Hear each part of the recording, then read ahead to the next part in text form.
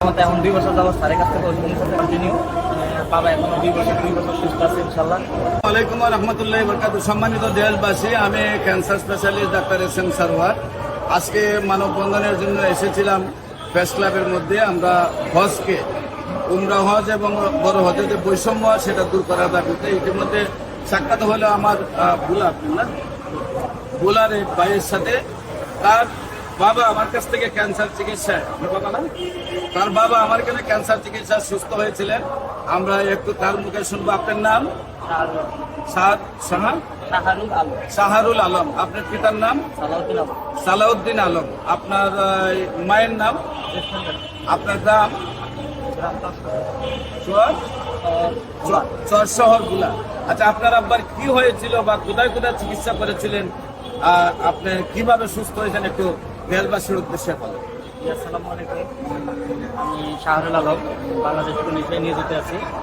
আমার আব্বু একজন স্কুলের টিচার ছিলেন। আমার বাবা ক্যান্সারে আক্রান্ত হয় আজ থেকে আরও 3-4 বছর আগে।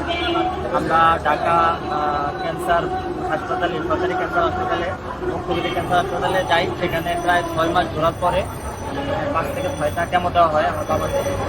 দেওয়ার পরে ডাক্তার বলছিল উন্নতি হবে, তারপরেও হয়তো উন্নতি হয় নাই কোনো কারণবশত, অবনতি দিকে যাচ্ছিল। পরবর্তীতে আমি ঠিকানা পাই। ঠিকানা পাওয়ার পর ওনার সাথে যোগাযোগ করি।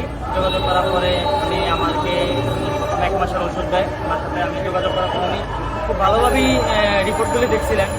এক ঘন্টা সময় নিয়ে, প্রায় 1 ঘন্টার মতো সময় নিয়ে রিপোর্টগুলি দেখছেন। দেখার পরে আমার বাবার ওষুধ দেওয়া হয়েছিল। আমি বাসায় নিয়ে যাই। যেখানে ডাক্তার ফেরত দিয়ে দিচ্ছিল, ডাক্তার বলছিল বাসায় নিয়ে যান। বাসায় নিয়ে যাওয়ার পরে আপনি হয়তো 2 মাস সময় পাবেন, এরকম কিছু। তো আমি ওনার সাথে যোগাযোগ করার পরে ওনার ওষুধ নিয়ে বাসায় যাওয়ার পরে 22 দিন পরে আমার বাবা স্ট্রোক করে। আমি স্যারের সাথে যোগাযোগ করি। স্যারে বললো যে উনি একটু সরিষার তেল দিয়ে, মানে পরামর্শ দিল আর কি, অনেক পরামর্শ দিল। পরামর্শ দেওয়ার পরে আস্তে আস্তে উনি আস্তে আস্তে স্বাভাবিক হয়। আল্লাহর রহমতে এখন 2 বছর যাবত স্যারের কাছ থেকে ওষুধ নিতে কন্টিনিউ।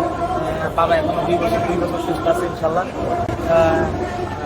ভালো আছে আলহামদুলিল্লাহ। আচ্ছা, আমি প্রশ্ন করি, একটা স্যারের সংবাদ আপনারা কিভাবে পাইলেন? স্যারের সংবাদ পাইছিলাম আমি আপনার ক্যান্সার হাসপাতালে অনেক ঘোরাঘুরি করছি। তো লিফলেট কাগজ দেখছিলাম, একটা কার্ড পাইছিলাম। আমি আমার টাকাটা না হয় খরচ তো হইতো কেমনটা দিলে, তো চিন্তা করছি যে এইখানে খরচ করে দেখি। স্যারকে আপনি দেখেন? হ্যাঁ, এই স্যারের সাথে কথা একজন বাবার বয়স কত? বলে। আমরা এই ভদ্রলোকের, এই ভাইয়ের, আমাদের একজন সৈনিক, তার বাবা হচ্ছে ক্যান্সারকে জয়ী করে